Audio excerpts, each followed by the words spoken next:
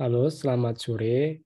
Pada video ini saya akan menjelaskan terkait penerapan dari metode Gauss-Newton pada masalah klasifikasi biner dengan menggunakan regresi logistik. Baik, tunggu sebentar, saya akan share file presentasi saya terlebih dahulu. Judul presentasi saya kali ini adalah Gauss-Newton Method for Training Binary Logistic Regression Model. Pada kesempatan ini, saya akan menunjukkan gimana caranya menggunakan metode Gauss-Newton sebagai metode training atau metode pelatihan di dalam regresi logistik, khususnya untuk klasifikasi biner. Kita akan menerapkan Gauss-Newton pada proses training, yaitu untuk mengupdate koefisien bobot.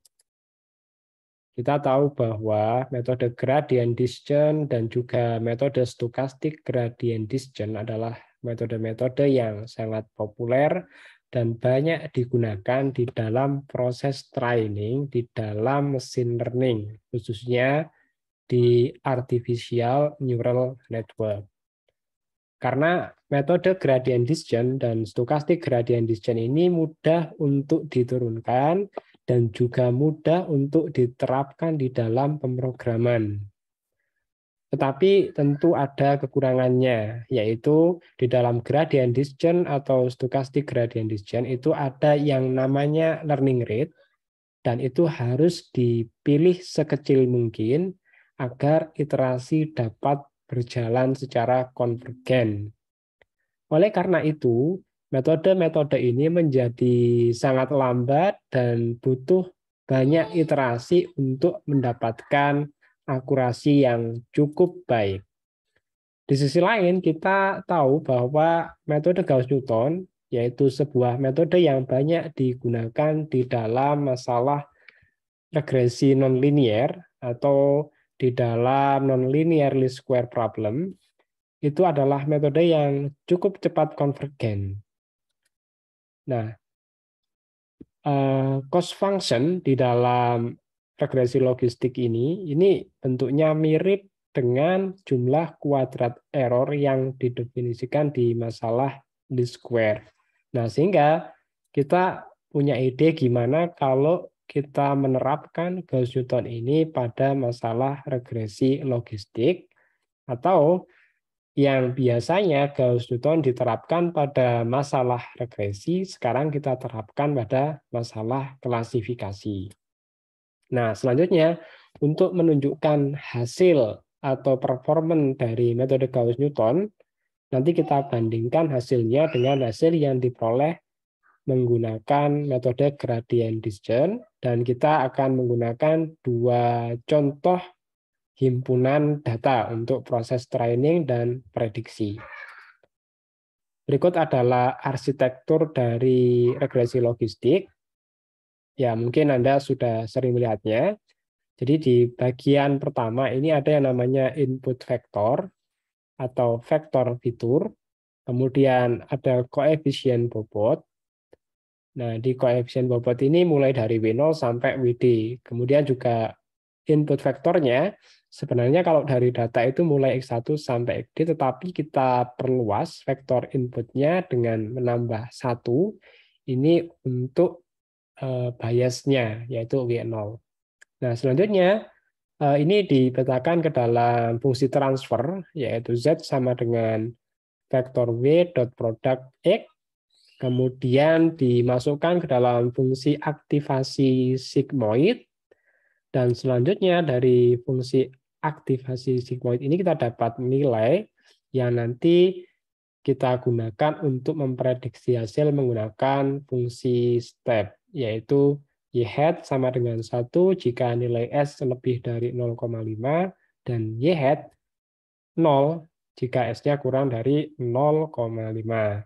Nah, selanjutnya error pada jaringan itu berasal dari sini, yaitu menggunakan fungsi log loss, yaitu perkalian antara input target dengan log dari S. Nah, selanjutnya akan kita gunakan fungsi loss ini untuk proses update dari koefisien bobot.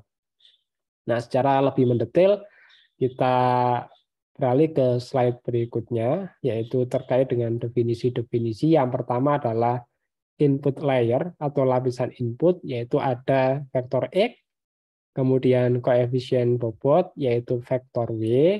Selanjutnya fungsi transfer adalah dot product dari vektor W dengan vektor X. Kemudian output layernya menggunakan fungsi sigmoid, dan untuk memprediksi menggunakan fungsi step. Nah, berikutnya error function kita definisikan menggunakan fungsi log. Jadi ini adalah fungsi log loss, di mana error untuk data ke I itu didefinisikan sebagai min YI kali log SI dikurang 1 min YI kali log 1 min SI. Nah, ini dari mana asalnya dan kenapa begini, Anda bisa googling terlebih dahulu untuk membaca asal-usulnya. Nah, selanjutnya, error untuk seluruh data adalah jumlah dari seluruh loss function pada persamaan satu ini. Jadi untuk seluruh data. Jadi ini perbedaan dari cost function dengan loss function di persamaan satu. Jadi di sini adalah jumlah seluruh error. Nah, berikutnya untuk training model atau melatih model. Jadi kalau gradient descent itu adalah seperti ini secara general. Jadi untuk update bobot, W baru sama dengan W lama dikurangi alpha dikalikan dengan gradien dari loss function-nya. Di mana alpha ini adalah learning rate, sebagaimana yang kita sebut di awal tadi. Kemudian gradien L adalah turunan dari loss function terhadap seluruh parameter yang tak diketahui, dalam hal ini adalah vektor W. Kemudian pada metode Gauss-Newton, kita definisikan secara umum menjadi W lama sama dengan W baru ditambah dengan delta W. Di mana delta W ini adalah solusi dari sistem persamaan linier yang datang dari masalah minimisasi menggunakan metode least square tak linier. Nah, berikutnya turunan dari L, jadi proses mencari turunan dari cost function disebut sebagai back propagation. Adapun turunan dari L atau gradien dari L itu adalah turunan dari cost function yang kita definisikan pada slide sebelumnya. Karena ini yang memuat W itu ada di dalam S, nah sehingga yang diturunkan adalah fungsi log S dan fungsi log 1 min S terhadap W. Setelah kita turunkan, jadi bagian penurunan ini disebut sebagai back propagation. Jadi kita gunakan turunan parsial dan aturan rantai sehingga diperoleh turunan dari log SI terhadap W itu sama dengan turunan dari log SI terhadap SI. Kemudian kali turunan SI terhadap ZI dan kalikan dengan turunan ZI terhadap WC. Untuk C sama dengan 0 sampai D. Dan diperoleh hasilnya adalah untuk turunan log SI terhadap SI ini sama dengan 1 per SI, sedangkan turunan dari SI terhadap ZI sama dengan SI dikali 1 min SI. Nah, jadi SI ini adalah fungsi sigmoid dari Z. Nah, hasilnya kok bisa SI kali 1 min SI, Anda bisa lihat di video pembahasan terkait turunan dari fungsi sigmoid. Nanti akan saya cantumkan linknya di bagian deskripsi. Kemudian turunan Z terhadap WC itu sama dengan XJ. Jadi hasilnya adalah 1 dikurang SI dikali XJ. Karena ini kan bisa dicoret ya. Nah, berikutnya turunan dari log 1 min SI terhadap WJ itu adalah min SI dikali XJ. Jadi Anda bisa baca pelan-pelan nih ya. Nah, selanjutnya karena kita udah punya turunan log SI dan juga turunan log WJ. Nah, untuk metode gradient descent kita tinggal mensubstitusikan ini dan itu ke dalam gradient ini. Selanjutnya balik ke slide sebelumnya dan Anda bisa langsung update bobotnya sampai K kali gitu ya.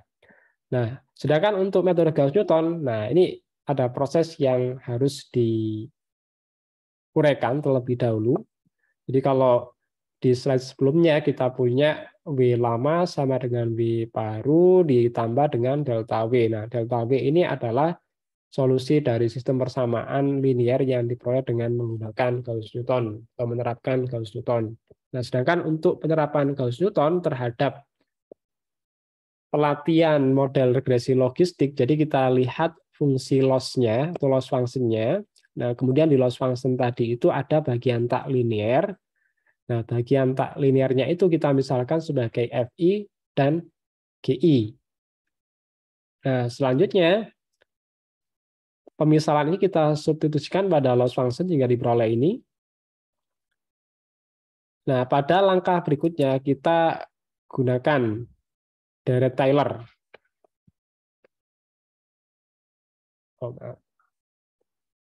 Nah, ini maksud saya. Jadi setelah dapat persamaan ini, berikutnya FI dalam kurung W plus delta W ini, dan juga GI dalam kurung W plus delta W, ini kita linearkan menggunakan deret Taylor order 1, yaitu seperti di bawah ini. Jadi FIW plus delta W sama dengan FI vektor W ditambah delta W dot produk dengan gradien FI. Selanjutnya, untuk fungsi G, deret Taylor order satunya adalah GI dalam kurung W plus delta W dot produk dengan gradien GI. Jadi gradien FI itu sama dengan turunan log SI terhadap seluruh W, yaitu W0 sampai WJ. Sedangkan gradien GI adalah turunan dari log 1 min SI terhadap seluruh W. Setelah didapat, nah, jadi deret Taylor order satunya substitusikan pada persamaan 5. Nah, sehingga yang semula ini sekarang jadi ini ya.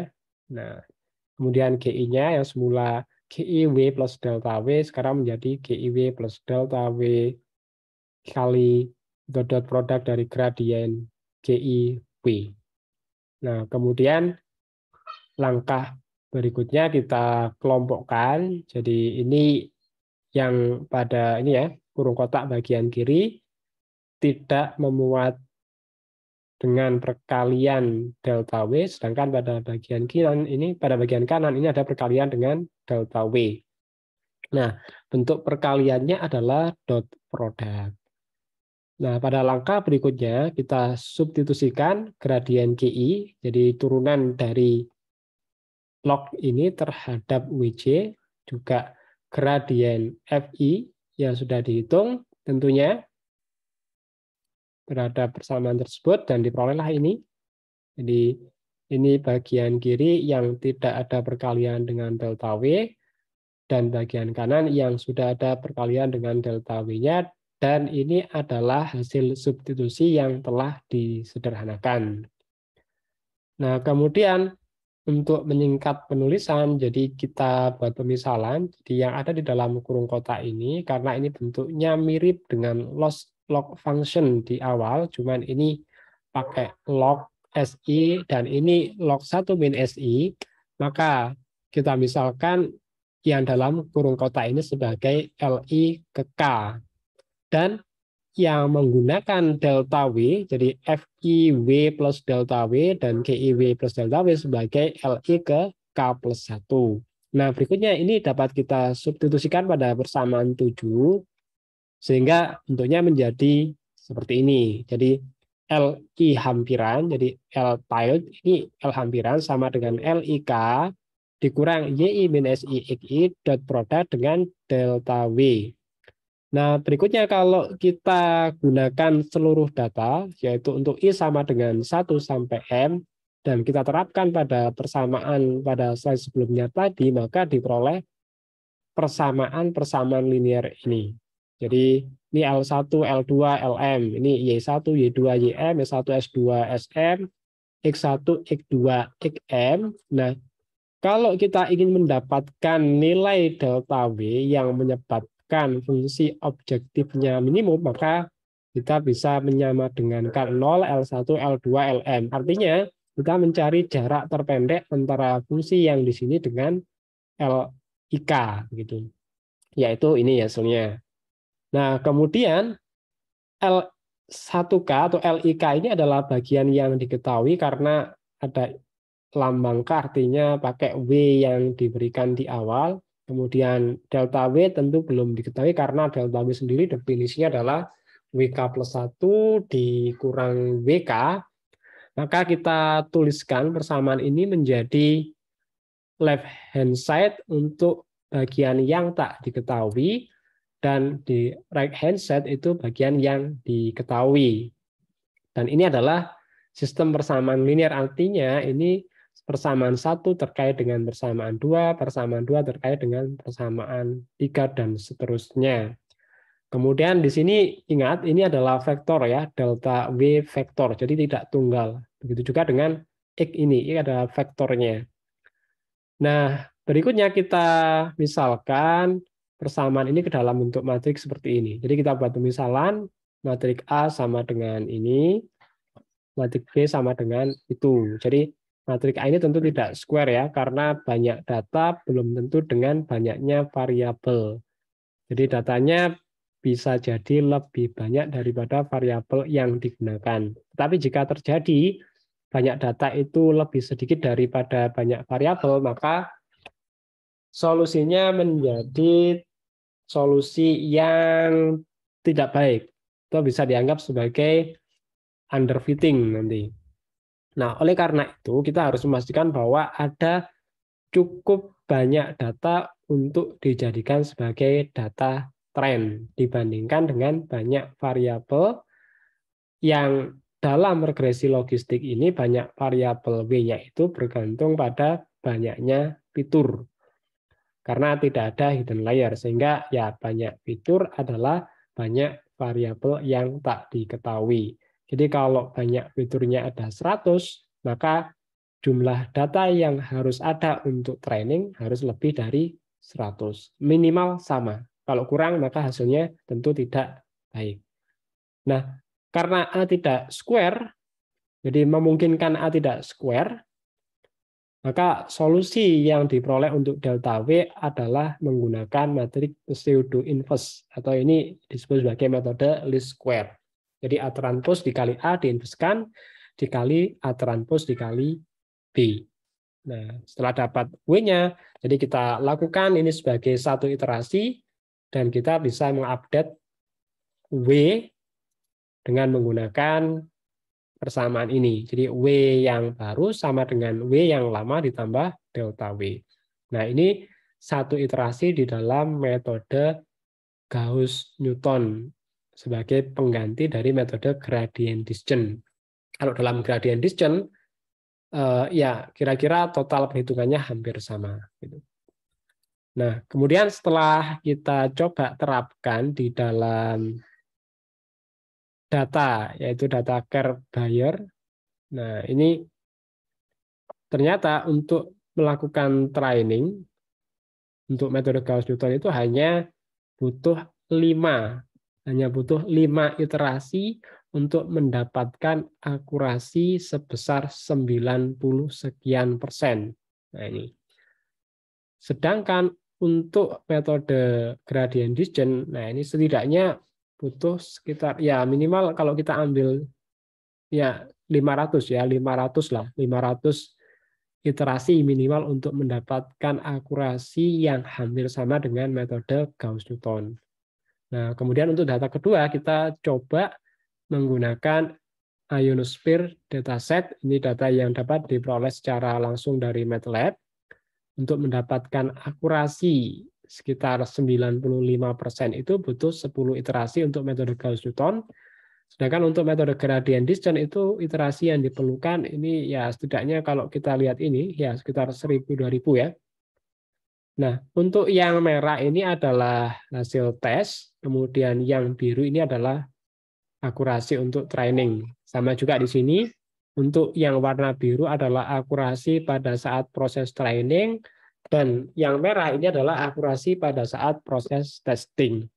Nah, perlu diketahui bahwa data yang digunakan untuk training dan testing ini berbeda. Jadi saling independen, sehingga data yang digunakan untuk tes tidak digunakan untuk training. Jadi secara sekilas kita dapat melihat bahwa Gauss-Newton ini punya kemampuan yang lebih baik di dalam kecepatan konvergensi untuk training regresi logistik, khususnya dalam hal ini adalah klasifikasi kelas biner. Nah, sampai di sini video yang bisa saya berikan. Terima kasih. Sampai ketemu.